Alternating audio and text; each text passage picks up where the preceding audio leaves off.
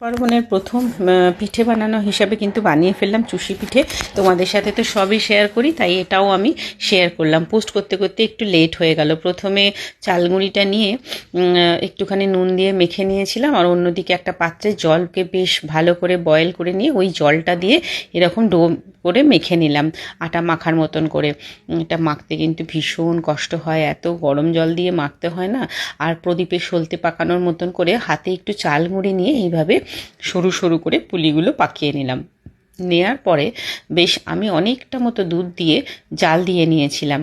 তো জাল দিতে গিয়ে কিন্তু আমি 1 বাটি মতো দুধ তুলে রেখেছিলাম, কারণ এটা না গুঁড়ো দুধ, এর মধ্যে বেশ খানিকটা গুঁড়ো দুধ মিশিয়ে নেব বলে। দেখছো তো চুষিগুলো কিভাবে পাকিয়ে নিয়েছি। বানানোর পরে ওই দুধের মধ্যে আমি ওটাকে মিশিয়ে ভালো করে নাড়তে লাগলাম।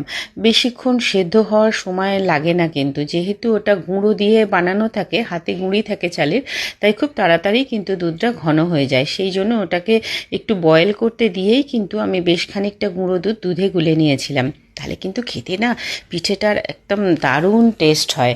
যাই হোক, এটা যখন ফুটতে শুরু করলো তখন ওই গুঁড়ো দুধটা কিন্তু, গুঁড়ো দুধের সাথে যে দুধটা আমি মিশিয়ে নিয়েছিলাম সেটা আমি ওর মধ্যে ঢেলে দিলাম। ঢেলে কিন্তু পুরোটা ঢালিনি, খানিকটা কিন্তু রেখে দিয়েছিলাম।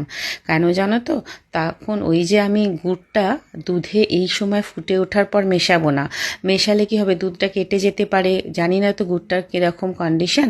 তাই জন্য এই গুঁড়ো দুধের সাথে কিন্তু একটু যে লিকুইডটা যেটা রেখে দিয়েছিলাম ওইটা কিন্তু আমি একটু গুড় গুলে নিয়েছিলাম। গুড়টা বেশ খানিকটা গুড় গুলে নিয়ে এই যে দেখো ঢালছি না, পুরোটা কিন্তু ঢাললাম না, একটু রেখে দিলাম, দিয়ে ওটাতে ওই গুড়টা গুলে নিয়ে দেখছো কেমন ঘন হয়ে গেছে।